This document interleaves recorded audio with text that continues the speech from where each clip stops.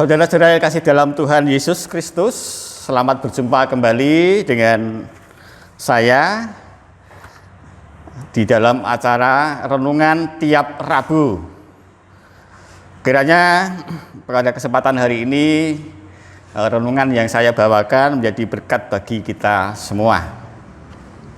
Saudara-saudara yang kasih Tuhan, baik sebelum kita merenungkan apa yang menjadi isi hati saya pada hari ini, saya akan membacakan dari kitab suci kita, dari Alkitab, 1 Samuel pasal 18 ayat 6 sampai dengan yang ke-8.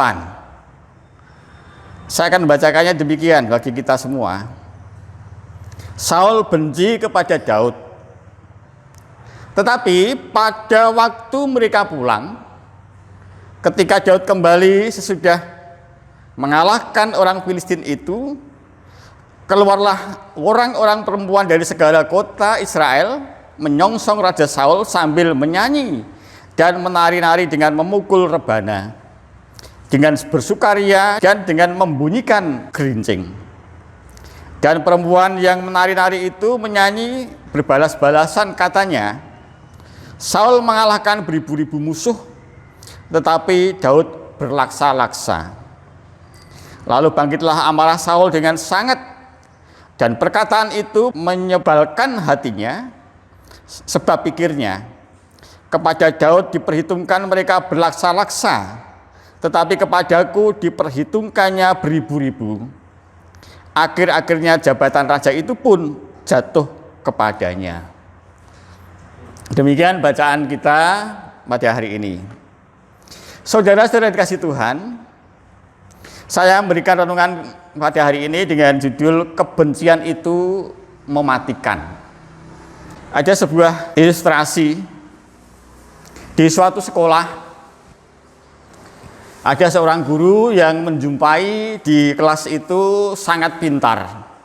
Artinya orang ini memiliki kelebihan yang luar biasa, yang lebih dibanding dengan murid-murid yang lain. Dia pintar dan dia memiliki juga talenta yang luar biasa. Lalu seorang guru ini memuji murid ini dengan terus-menerus, bahkan terkesan sangat berlebihan.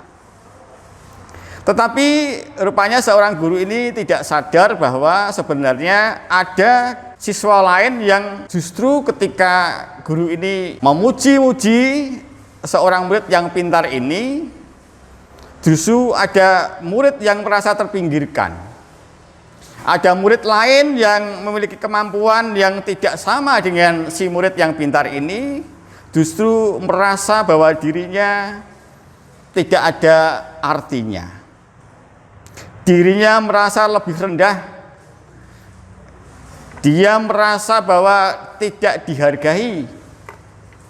Lalu yang terjadi adalah murid yang kurang pandai ini akhirnya menjadi minder, patah semangat, bahkan timbul rasa kebencian terhadap guru maupun juga murid yang dianggap lebih pintar ini.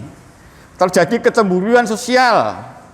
Akhirnya si murid yang kurang pandai ini menjadi iri hati dan akhirnya membuat kelas menjadi tidak kondusif karena memang merasa tidak ada artinya saya di kelas ini. Saya merasa terpinggirkan sehingga justru melakukan tindakan-tindakan yang justru akhirnya tidak bijak di dalam kelas tersebut. Saudara-saudara yang dikasihi Tuhan, kalau kita bandingkan dengan apa yang terjadi dalam kisah tadi, bahwa Saul merasa direndahkan, merasa bahwa dirinya lebih rendah dibandingkan Daud.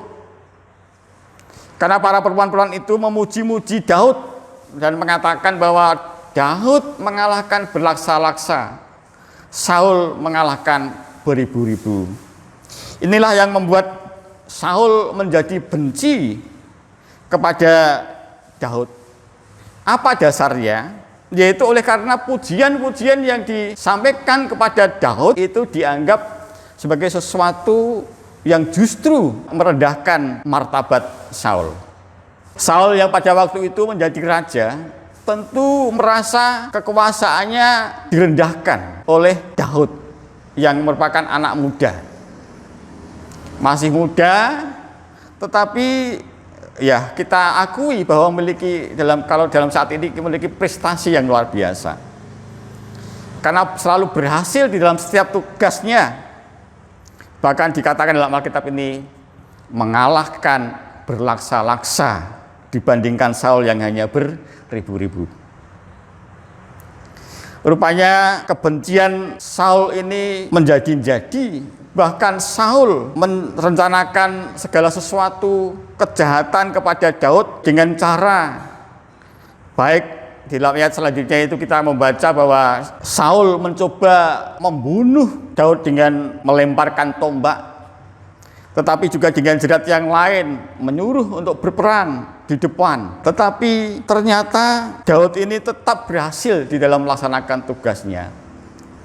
Pikir Saul bahwa ketika Daud diminta untuk berperang dengan bahkan di bagian depan supaya Daud ini nantinya akan mati terbunuh. Tetapi yang terjadi justru keberhasilan yang didapat oleh Daud. Maka kebencian Saul menjadi jadi. Tetapi Saul juga sadar bahwa apa yang terjadi pada Daud ini pasti ada kekuatan lain, yaitu kekuatan Tuhan. Saudara-saudara yang dikasihi Tuhan, jadi kebencian itu rupanya mematikan. Kebencian itu yang membuat justru dalam diri kita tumbuh niat-niat jahat. Bahkan kebencian itu muncul justru juga karena hal-hal seperti dalam bacaan kita tadi. Ada orang yang dipuji, dan pujian itu membuat kita merasa rendah, sehingga timbul iri hati dan dengki. Inilah saudara-saudara yang dikasihi Tuhan. Kebencian itu mematikan. Kiranya peristiwa ini menolong kita menjadi lebih bijak di dalam memperlakukan orang lain. Belajar memperlakukan orang lain dengan baik tanpa membandingkan dengan kesuksesan orang lain. Sebab Tuhan menerima dengan kasih. Jika kita dibandingkan atau direndahkan, sebab Tuhan pasti membela. Bila kita sedang di atas dan sukses, harus tunduk pada Allah, agar mampu rendah hati. Oleh karena itu, marilah kita senantiasa berkata, bersikap dan bertindak dalam pimpinan Tuhan, agar tidak menimbulkan kebencian atau sikap iri hati atau sakit hati yang pada akhirnya menimbulkan kebencian. Demikian renungan kita pada hari Rabu ini, kiranya menjadi berkat bagi kita semuanya. Tuhan memberkati.